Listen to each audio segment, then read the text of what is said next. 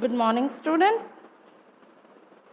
Class 7, History portion, Chapter number 1, When, Where and How. And today we will talk about source of history, page number 5. Okay, now we'll start. Building source of history. Source means previous lecture में मैंने आपको बताया था source क्या होता है कि भाई सोर्स यानी किसी भी चीज़ के लिए जैसे एग्जांपल दें कि हमारे लिए एक सोर्स होता है, ये कोई चीज़ होती है जिसके बिहाफ हम उस चीज़ को नेक्स्ट थिंग्स को फुलफिल करते हैं। एजुकेशन लेने के लिए हमारे लिए हमारा सोर्स है हमारे स्कूल्स। ठीक है, स्कूल्स जाते हैं, वहीं से हमें एजुकेशन मिलती है, तो हमारे लिए हमारा सोर्स क्या है? एजुकेशन। ठीक उसी तरह हिस्ट्री को जानने के लिए, अंडरस्टैंडिंग के लिए, हिस्ट्री के पास्ट में क्या हुआ है, पास्ट के लोग किस टाइप से रहते थे, किस टाइप के क्लोथ्स पहनते थे, किस टाइप की लैंग्वेजेस कैरी करते थे, किस तरह के फूड कैरी करते थे, तो इन चीज़ों के बारे में हमें कैसे पता चलता? तो वो सोर्स कहलाते हैं उस टाइम के, पास्ट पीरियड टाइम के जो चीज़ें हमें मिलती हैं माइनिंग के थ्रू, ड्रिलिंग के थ्रू, केव्स वगैरह, स्कल्पचर्स वगैरह, मॉन्यूमेंट्स वगैरह जो हम देखते हैं, इनसे हम पता लगाते हैं कि हमारे पास्ट में कितने पावरफुल किंग थे, उन्होंने क्या क्या बिल्डअप करवाया, टेम्पल्स वगैरह हुए, और इसके साथ साथ इन्होंने इनकी पावर और इन्होंने जो इन्वेंशन कराया है, नई नई टेक्निक्स जो हम देखते हैं, कैनल्स वगैरह पास्ट की चीज़ें हैं, कोई नई नहीं है। डैम्स बनाना ये भी कुछ नया नहीं है, सब पुराना है, तो इनसे ही हमें आइडिया मिले हैं। तो बात करते हैं सोर्स ऑफ हिस्ट्री। बिल्डिंग्स और monuments in the medieval times, different types of buildings like temples, mosques, forts, tomb places were constructed, right? Careful study of these buildings tell us a lot about of art, architecture and social, economic and political life of the period in which they were constructed. Some of the example are as follows. Same जितनी भी mosques, temples, forts, tomb, palaces, जितनी भी चीज़ें हमें देखने को मिलती हैं, हम इससे क्या अंदाज़ा लगाते हैं?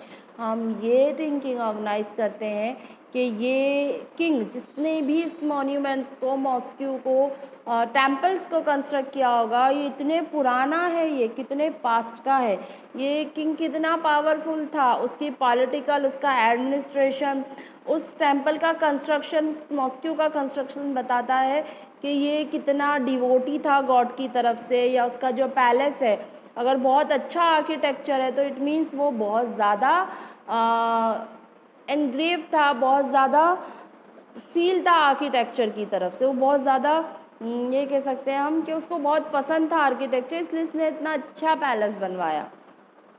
तो कुछ एग्जाम्पल्स आते हैं हमारे पास बिल्डिंग्स और मॉन्यूमेंट्स में, वो है इम्पोर्टेंट फोर्ट्स एंड पैलेसेस।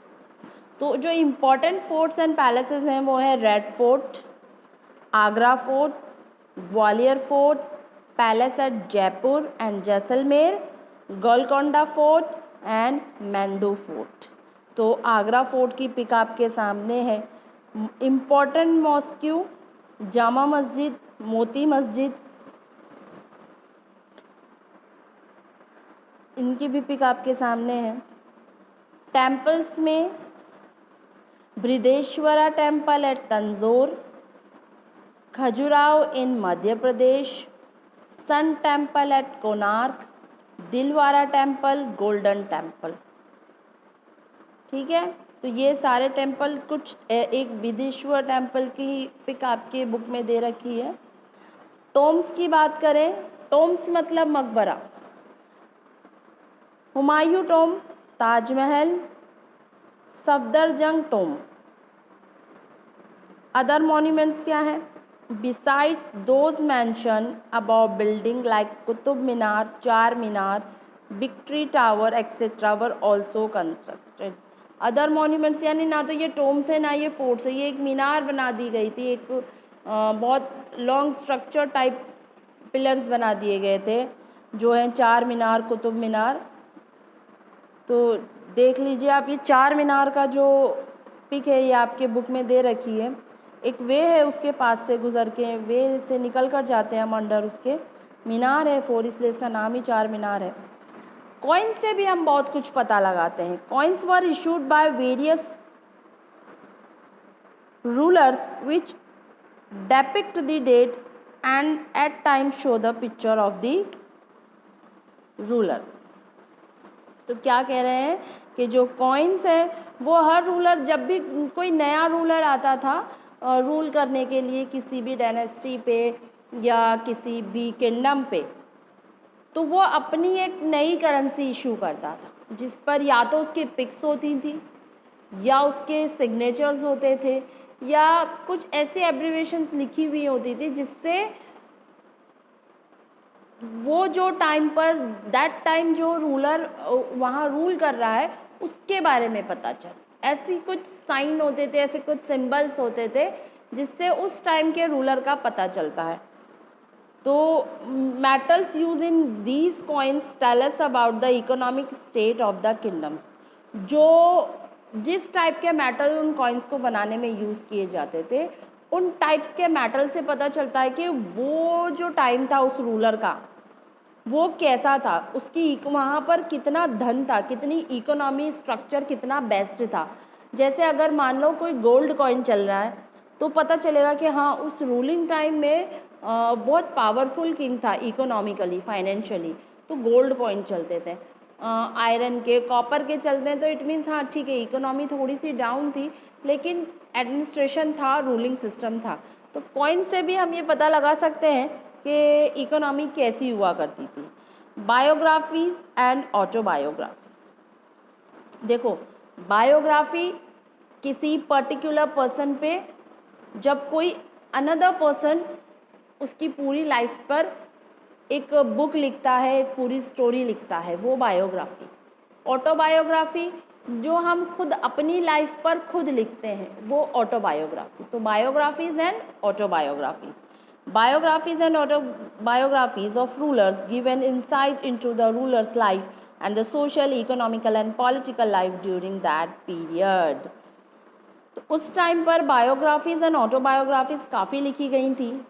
जो किंग्स होते थे मोस्टली वो चाहते थे कि उनकी लाइफ, उनका एडमिनिस्ट्रेशन, उनका रूलिंग सिस्टम पर लिखा जाए, तो वो अपने दरबार में ऐसे पोएट, ऐसे लिटरेचर रखते थे जो उनके जब भी कोई वॉर होती थी, कोई शिकार होता था या कुछ अच्छा करते थे उनका एडमिनिस्ट्रेशन सिस्टम, उस पर पूरी बायोग्राफी लिखते थे वो।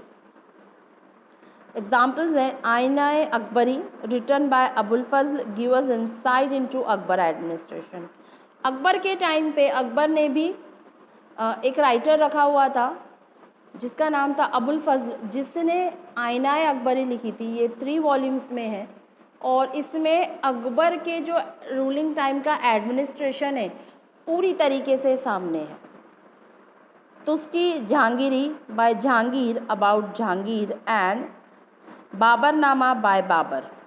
तो उसकी जहांगीरी जहांगीर के लिए है, बाबरनामा बाबर ने लिखा है। Similarly we come to know about Prithviraj from Prithviraj Raso written by Chand Bardai. Prithviraj की बायोग्राफी हमें पृथ्वीराज रासो की जो एक बुक है, पृथ्वीराज रासो बायोग्राफी का नाम है, उसमें मिलती है और लिखी थी चंद बरदाई ने। 10 biographies and autobiographies are descriptive source. एक डिस्क्रिप्टिव सोर्स है यानी एक किसी के द्वारा लिखा गया लिटरली सोर्स है हमारे पास। ट्रैवलॉग्स यानी जो फॉरेनर्स जो बाहर से आते हैं उन्हें ट्रैवलॉग्स कहते हैं, जो ट्रैवल कर कर आते हैं। A number of foreign travels visit India during medieval times and have left an account of what they observed. It really helps us to know about the India of that period. Some of the people who wrote travelogues are Ibn Battuta about Muhammad bin Tughlaq, Marco Polo about South India, Al Biruni about Balban, Abdul Razzaq about the Vijayanagara kingdom. अब हमें और देखो, हमने source में क्या पढ़ा, monuments, tombs, temples, mosques, coins, biographies, autobiographies. इसके अलावा भी हमें और जो सोर्स मिलते हैं हिस्ट्री के, वो जितने ट्रैवलॉग्स होते हैं, यानी जो फॉरेन ट्रैवलर्स ट्रैवल करके कंट्री में आते थे, हमारी इंडिया कंट्री में आते थे, जिस ड्यूरिंग टाइम वो आते थे, उस टाइम जो रूलर हुआ करता था, तो वो हर तरफ घूमते थे, दे ट्रैवल टू प्लेस, और फिर वो देखते थे क्या एडमिनिस्ट्रेशन है, क्या है, राजा कितना अच्छा है, किंग के एडमिनिस्ट्रेशन कितना अच्छा है, किंग जो है जनता के लिए कितना अच्छा वर्क कर रहा है, किंग का जो रेवेन्यू सिस्टम है वो क्या है, जनता का जो फार्मिंग सिस्टम है वहाँ, या किंग जो है कितना अच्छा वर्क कर रहा है, ये सारी चीज़ें, ट्रेडिंग सिस्टम, ये सारी चीज़ें फिर वो लिखते थे। तो वो जब राइट करते थे, जितना भी वो देखते थे वो सब कुछ राइट करते थे। तो उनकी रिटर्न डॉक्यूमेंट से भी हमें बहुत हेल्प मिलती है पास्ट को जानने के लिए। तो कुछ एग्जांपल्स दे रखे, जैसे जो इब्ने बतूता है उसने मोहम्मद बिन तुगलक के बारे में बहुत लिखा है, मार्को पोलो है उसने साउथ इंडिया के बारे में लिखा है, अल बरूनी है उसने बलबन डायनेस्टी के बारे में लिखा है, अब्दुल रज़ाक है उसने विजयनगर किंगडम के बारे में लिखा। यानी ये जो राइटर्स थे, ये जो फॉरेन ट्रैवलर्स थे, ये उस टाइम उनके पीरियड में आए थे, इसीलिए उन्होंने वही चीज़ों को जो देखा वो उन्होंने लिखा। Painting and art fact. Painting, art effects and descriptions of music and culture aspect tell us about the culture of medieval times। तो इसके साथ अब एक और सोर्स हमारे पास क्या है, पेंटिंग है, आर्ट फैक्ट्स है, कल्चर है, म्यूज़िक है, डांस है। तो देखो वहाँ उस टाइम का जो आज का म्यूज़िक और डांस आप लोगों को पता है कैसा होगा, ठीक है। उस टाइम का पास्ट का म्यूज़िक और डांस जो हुआ करता था, वो डांस और वो म्यूज़िक वहाँ के कल्चर को प्रिस्क्राइब करता था, कल्चर्स को बिल्कुल खुले तौर पे स्टोरी हुआ करती थी, उस स्टोरी को डांस परफॉर्मेंस के थ्रू लोगों के सामने रखा जाता था। म्यूज़िक होता था तो किसी के बारे में म्यूज़िक, किसी के बारे में, किसी भी किंगडम्स के बारे में, किंग के बारे में, किसी सूफी संत के बारे में, तो वो म्यूज़िक के थ्रू उनके सामने रखा जाता था। We also have other sources like religious literature, inscriptions and various documents which were either the order of the rulers or land records or the correspondence between the rulers, which help in reconstructing the history of medieval time। क्या कह रहे हैं कि other source और जो मिलते हैं वो रिलीजियस लिटरेचर, यानी रिलीजियस पे जो लिटरेचर, रिलीजियस पे जो रिटर्न डॉक्यूमेंट्स लिखे हुए हैं, इंस्क्रिप्शंस है, इंस्क्रिप्शंस जो होते थे वो किसी वॉल पे लिखे जाते थे, या एक रॉक होता था बड़ा सारा, उसको फ्लैट करके उस पर लिखा जाता था, वो इंस्क्रिप्शंस होते थे। और वेरियस डॉक्यूमेंट्स जो हमें वहाँ पर मिलते हैं, तो वो सब कुछ हमें क्या दिखाते हैं, वो उस टाइम के रूलर्स के एडमिनिस्ट्रेशन के बारे में, उस टाइम का जो रूलर्स का ऑर्डर, वहाँ पे क्या ऑर्डर फॉलो किया जाता था, क्या रूल होता था, क्या रेवेन्यू सिस्टम होता था, क्या ट्रेडिंग सिस्टम होता है, ये सब कुछ जो है हमें जब हम इन सब को जोड़ते हैं, इन सारे इवेंट्स को जब एक के बाद एक सीक्वेंस में लाते हैं, तो हमें मिडाइवल टाइम के बारे में बिल्कुल पता चलता है। For the medieval time we have a lot written accounts, but historians face lots of difficulty in the reading these records due to various reasons. Let us see why they are problem in interpreting the past। हमारे पास medieval times के बहुत सारे documents हैं, written documents हैं, monuments हैं, art, architecture है, craft है, songs है, म्यूजिक है, डांस है, कॉइन्स है, we have lots of sources for medieval times, but some historians face many problems, many challenges in it. तो let's see what about they feel challenges. Problem face by historians, तो historians को क्या problem face आ रही है इतने source को भी sequence में लाने में, तो क्या प्रॉब्लम आ रही है देखिए। Quality of source, in the past Records were maintained for their immediate use and not for people to interpret after thousands of years.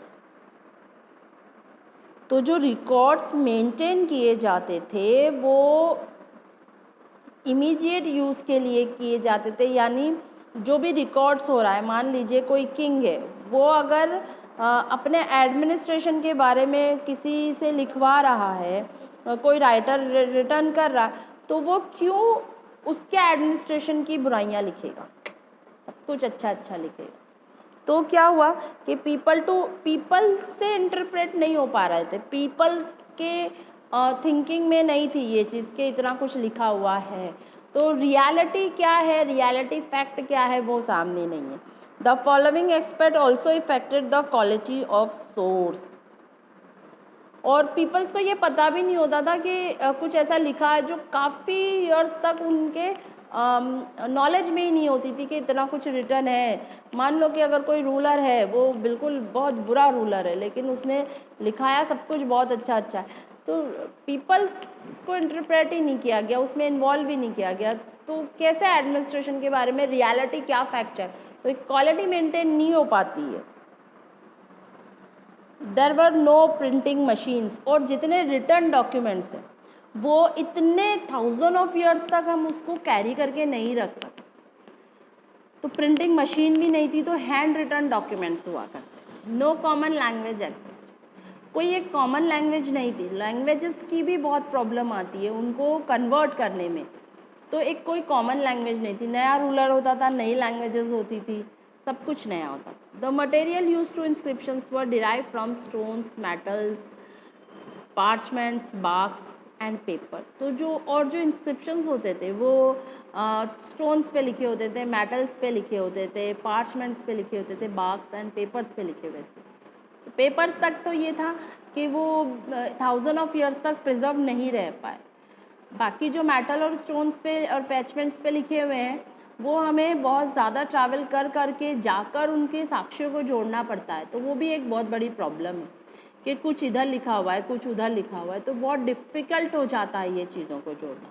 With time they have eroded in quality and faded in colour. अच्छा, time जैसे जैसे गुजरा तो क्या हो गया, eroded हो गया। जैसे मान लो स्टोन के ऊपर लिखा हुआ था, रॉक पे लिखा हुआ था बड़े सारे, जैसे जैसे टाइम गुजरा हम देखते हैं ना सॉइल इरोजन होता है, रॉक इरोड होते हैं यानी टूटते हैं, क्रैकिंग होते हैं, धुल जाते हैं, घिस जाते हैं। तो उन पर लिखे हुए जो इंस्क्रिप्शंस थे, उन पे जो रिटर्न लिखा हुआ था वो फीका पड़ गया है, कलर नहीं है, अब उसमें समझ में नहीं आ रहा है, बहुत डिफ़िकल्टीज हो। As copying was not with the help of carbon paper or reprints, there are variation in the version available at different places. अच्छा, हम जैसे जैसे अच्छा कोई वहाँ के जो डॉक्यूमेंट्स हैं हमारे पास्ट के, उसकी कोई कॉपी तो है नहीं कि भाई इधर नहीं है तो इधर मिल जाएगा। और जैसे जैसे हम इन्हें सर्च करते जाते हैं तो हमें यहाँ पर कोई अलग पॉइंट मिलता है, वहाँ कोई अलग पॉइंट मिलता है, यानी वो मैच नहीं करते। एक ही बात को दो अलग अलग हिस्सों में, दो अलग अलग चीज़ों में प्रिस्क्राइब किया गया, तो it is more difficult to sequence the events of the past. Interpretation of source, it is an extremely difficult task to understand a script which is not currently in use. भाई जो बहुत difficult बात होती है, हम किसी script को understand करें जो अभी फ़िलहाल करंट की नहीं है, पुरानी है, लैंग्वेजेस भी पुरानी है, राइटिंग भी बहुत पुरानी है, तो हमारे लिए कॉमन तो नहीं हो सकती वो, क्योंकि इसे तो मैन्युस्क्रिप्टोलॉजी, मैन्युस्क्रिप्ट्स जो पढ़ते हैं इन्हें वही कर सकते हैं। Even more difficult is to understand words and phrases which are not in use in modern languages. Same, इनके words, इनकी languages बहुत difficult है, जो हम common language तो है नहीं जो बहुत आसानी से पढ़ लें, तो बहुत टाइम लगता है इनके words को translate करने के लिए। Even कभी कभी ऐसा होता है कि नहीं भी कर पाते। As all the writing were manuscript handwritten, it is something like reading from your friend's notebook who has a poor handwriting. There are discrepancies in understanding and interpretation of things which were written in those times. जब manuscript कोशिश करते हैं इसे translate करने की तो बहुत difficulties होती है, फ्रेज़ अलग है, वर्ड्स अलग है। ये तो बिल्कुल ऐसा होता है जैसे कि आपका फ्रेंड है जो बहुत गंदी हैंड राइटिंग में लिखता है और आपको कहा गया उसे पढ़ो, it is more difficult to write. Same writing किसी तरह, राइटिंग कैसी भी होती है, वर्ड्स अजीब से होते हैं, फ्रेज़ अलग होते हैं, तो कॉमन लैंग्वेज नहीं, इंग्लिश हिंदी मराठी गुजराती तमिल बंगाली तो है नहीं जो हम उसे इजी वे में पढ़ लें। ये पास्ट की लैंग्वेज है, पता नहीं क्या वर्ड्स यूज़ करते थे, क्या सिंबल्स यूज़ करते थे। वर्ड्स को हम वेरीफाई कर लें, वर्ड सिंबल्स किस तरह से वेरीफाई किया जाए, बहुत डिफ़िकल्टीज आती हैं। Historians find differences in copies and different version which give out conflicting information. Same historian जब अलग अलग तरह से इंफॉर्मेशन कलेक्ट करते हैं तो एक ही थिंग की, एक ही व्यू की अलग अलग इंफॉर्मेशन मिलती है, तो इससे क्या पता लगाया जाए कि एक जगह पर नहीं पहुंच पाते।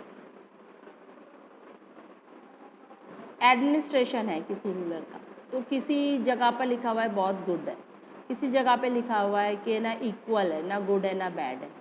एक जगह लिखा हुआ है कि एडमिनिस्ट्रेशन में रेवेन्यू सिस्टम बहुत गंदा था, लोगों पे बहुत ज़्यादा टैक्स लगाया। अब हम इससे क्या रिजल्ट निकालें कि एडमिनिस्ट्रेशन अच्छा था कि बुरा था कि not so good not so bad, तो यहाँ ये डिफ़िकल्टी क्रिएट होती है। देयर वर नो कैलेंडर नहीं था, क्लॉक नहीं थे, डेट और टाइमिंग का सिस्टम उस टाइम पर नहीं था, इससे भी प्रॉब्लम होती। इसीलिए तो हिस्ट्री में जो डेट होती है ना वो एग्जैक्ट नहीं होती, कहीं पर हमें कुछ ईयर्स बिफोर का टाइम मिलता है तो कहीं पे हम कुछ ईयर्स आफ्टर टाइम दिखते हैं, तो हिस्ट्री में जो डेट होती है वो एग्जैक्ट नहीं हो सकती। कुछ साइंटिस्ट जो होते हैं वो हिस्ट्री, पास्ट की हिस्ट्री को जब सुलझाते हैं तो वो इन्हीं सोर्स के थ्रू ये देखते हैं कि अच्छा इतने टाइम पर ये चीज़ हुई होगी। दूसरे साइंटिस्ट आते हैं वो इन्हीं सोर्स को यूज़ करते हैं, उनका टेक्निक अलग होती है, तो वो कुछ अदर पास्ट में कुछ आगे के ईयर की तरफ बात कर लेते हैं, तो हिस्ट्री में डेट एग्जैक्ट नहीं होती, तो यहाँ पर भी प्रॉब्लम होती है। The places and their identity are not clear as the map were poor and not accurate।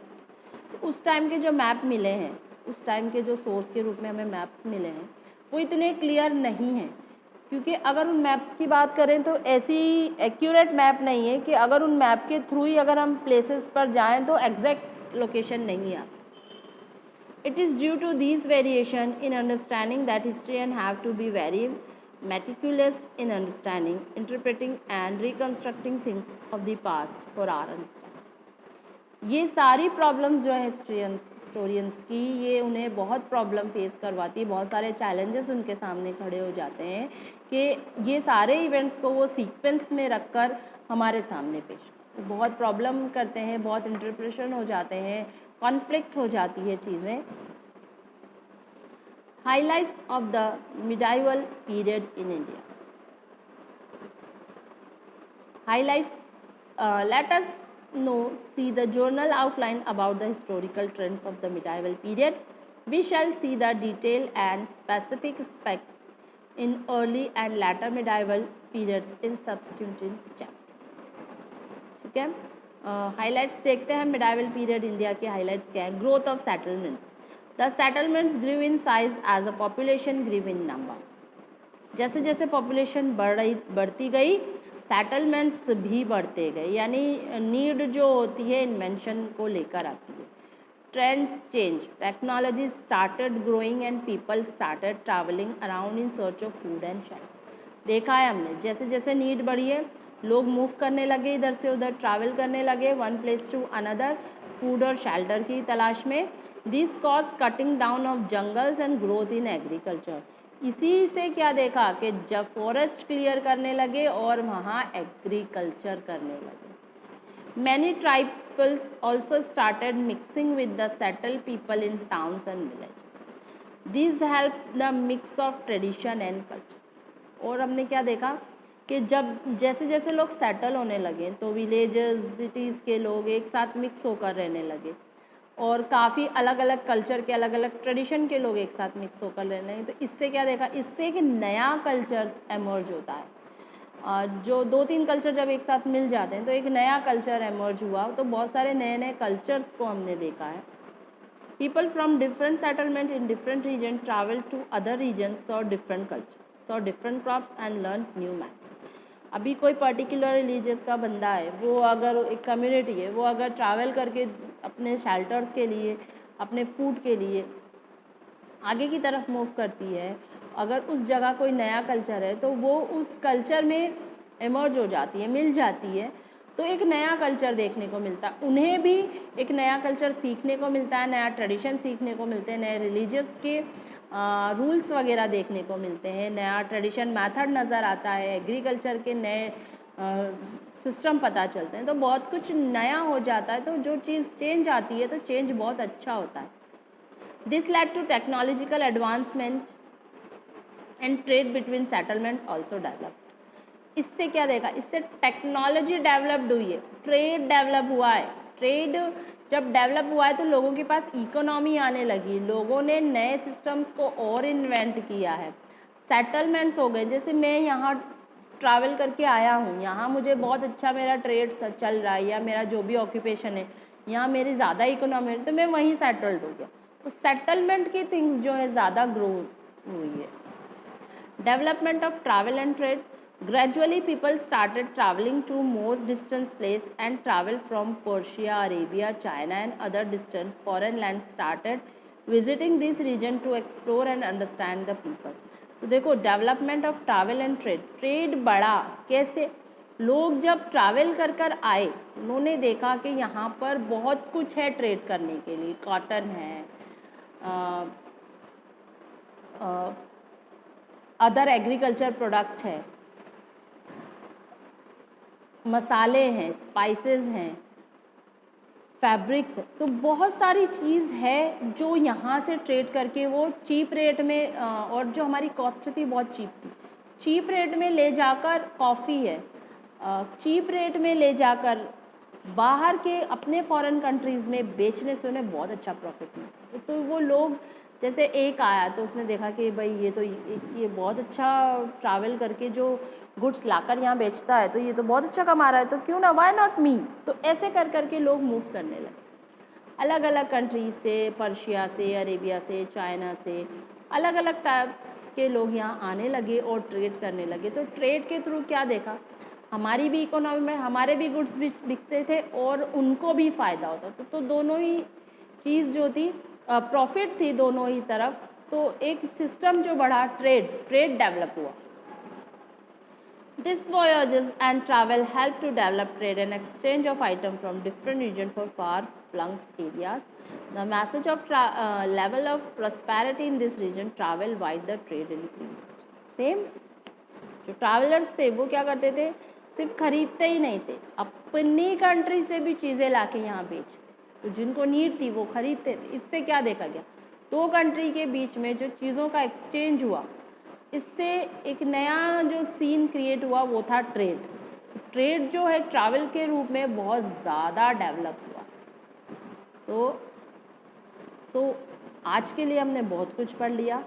Highlights of the medieval period in India, developments in travel and trades, growth of settlements, interpretation of source, problem face by historian, sources, travelogues, painting and artifacts, biographies, autobiographies, source of history, buildings, monuments, forts, tombs, palaces, etc. Now,